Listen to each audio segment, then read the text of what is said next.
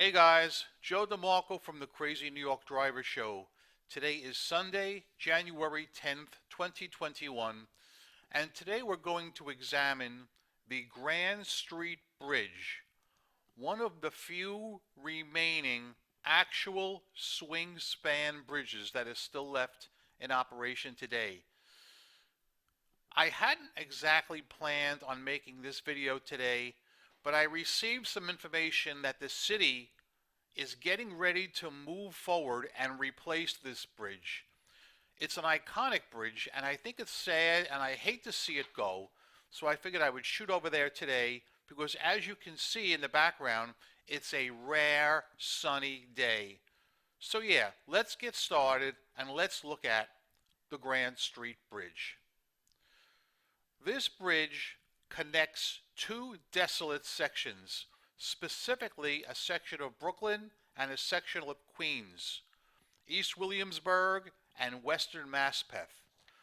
The odds are, even if you guys live in New York, you may have never crossed this bridge before. I myself rarely come in this area, but I made sure I got there today so I could get these pictures.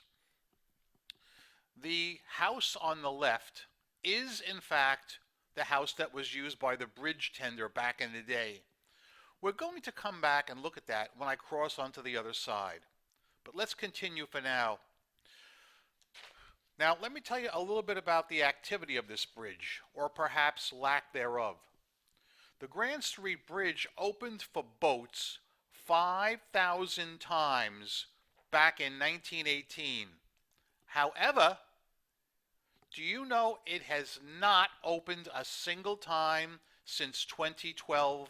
Not once. Now, it did sustain damage during Superstorm Sandy, but I'm not certain if that is the reason why it's not been opening. In case none of you guys have ever seen a swing span bridge in action, the bridge swivels on a concrete pedestal when boat traffic needs to pass, and it swings at a 90-degree angle.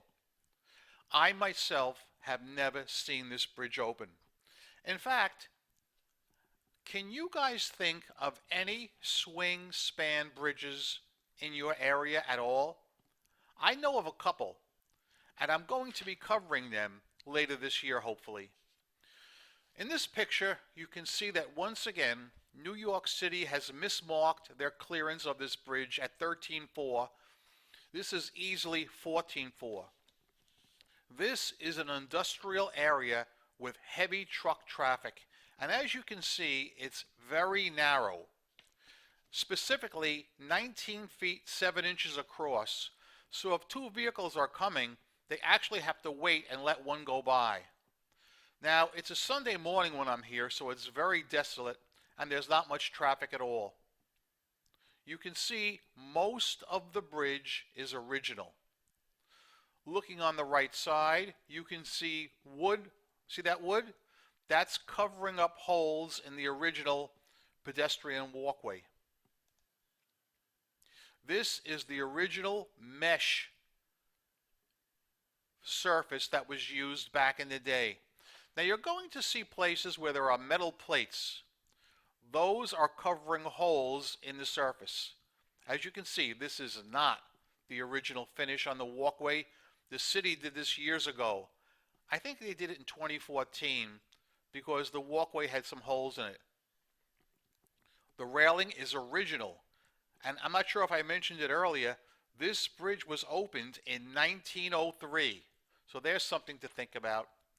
I noticed these brackets on either side of the bridge, but I have absolutely no idea what they're for, so if any of you guys know, that would be great. Chime in the comment section below. As you can see, it's a clear day. The bridge itself had very little traffic this morning while I was there, because most people are not out on a Sunday morning. Here is advanced deterioration at the base of some of the beams. As you can see, the rust has eaten right through. There are the steel plates in the roadway that I had mentioned earlier. Even the wood has rotted through in certain sections.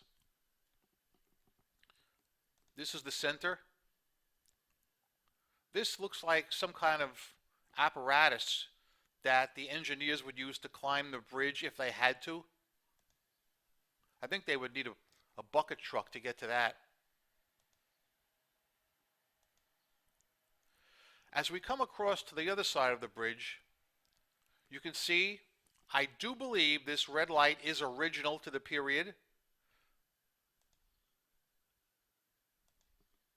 On the right side is a storage yard for yellow freight trailers.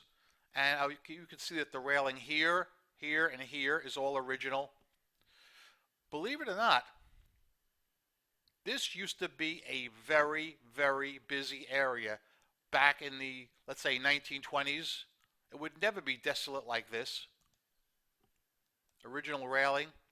Now what I'm going to do now is I'm going to go back and I'm going to walk across the opposite side. Notice that when the bridge does close for marine traffic, you got these two gates on either side that come down. This swings out here, and this swings out here, and these two lights flash here, and there's another light up here. And as far as the bridge closing is concerned, there's one very interesting fact. The existing height between the water and the bridge is only 9 feet. But boats can only cross during times of high tide because there has to be enough clearance for the base of the boat to clear. And in case I didn't mention the body of water here, it's Newton Creek. And many of you guys know that Newton Creek is also nicknamed Lavender Lake because of all the pollutants in it. I believe this is a period correct fire hydrant.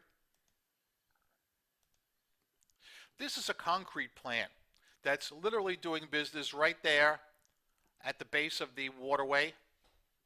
They've been in business for many years. This is made of wood. Have you guys ever seen a barrier made of wood like this, a swing out barrier? That's very rare. This is some kind of electrical junction box, I guess for the lighting. Let's walk back across now. The only thing that was a little bit of a bummer, as you can see on the right side, the red light on this side is missing. Again, this side is also mismarked at 13.4. You know, when trucks go across this, and it's totally legal for them to go across, you can feel the whole bridge shake. While I was crossing, a few cars passed and a van. And when the van passed, it must have been loaded, and I could feel the bridge shake. Here you can see this has been asphalted right here. Okay, that is not original. That was done about 5 years ago. This trapdoor leads downstairs for maintenance, I believe. There's the bridge deck. There's another light. That one's in place. That's looking back where I just came from. Let us now proceed across. Original railing. Here you can see advanced deterioration. I mean, when you figure the bridge is over 120 years old, this kind of thing is going to happen. But still, I realize things have to be replaced. Look how narrow the walkway is right here. One person can barely get through there. This is a little shack that's located halfway across the bridge, made of wood, original to the bridge, and I think it's for storage and maintenance. I don't think this is for the bridge tender per se, or ever was for him. That's the only way to get in, and unfortunately it was locked. I would like to get in there and see what it's like. Let's continue across. More deterioration. There, a light is in operation. That's good news. Now, I came across this halfway across the bridge. I bet nobody can guess what that is. I'm pretty sure I know what this is. Not 100% sure. Anybody want to take a guess before I give it away? Spoiler alert. When a boat is coming and the red lights flash and those gates come down, I believe this is a warning bell. Because I've seen this on another bridge. I believe the Willis Avenue Bridge. I believe this is a warning bell to warn everybody to vacate the bridge. Here we got some pretty big gaping holes. This was in the section between the walkway and the deck mesh itself. Here you can see where there was quite a few steel plates welded in to cover holes.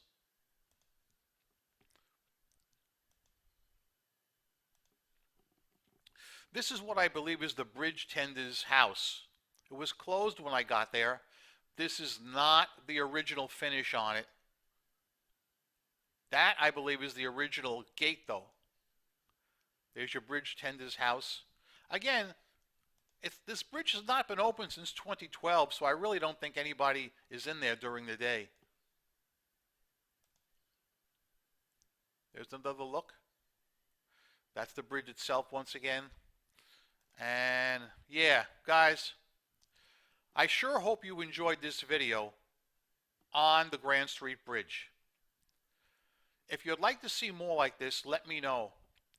If you are really a fan of swing bridges, let me know, because I know there's a really small swing bridge that dates back to George Washington. I can show you a swing bridge that George Washington actually crossed. While it may not be the original bridge, it's in the original spot. It's closed to traffic. In fact, it's been closed to traffic for my entire lifespan. But I grew up in the area, and I can show you the bridge. I played on it when I was a kid, and it's still there to this day. So if you have any interest in swing bridges, let me know, and I'll do a special video on that one in the near future. Guys, I'm Crazy New York Driver, and you're not. Thank you for watching this video. I have hopes that I can get out next Sunday if it's not raining or snowing, and I can do a video on another location that I have in mind, which I was actually going to do today, but I bumped up this Grand Street Bridge to #1 spot because the city is set to move on it, I would say possibly within the month, and I didn't want to lose my chance. Thank you for watching this video, guys. Rock on and peace!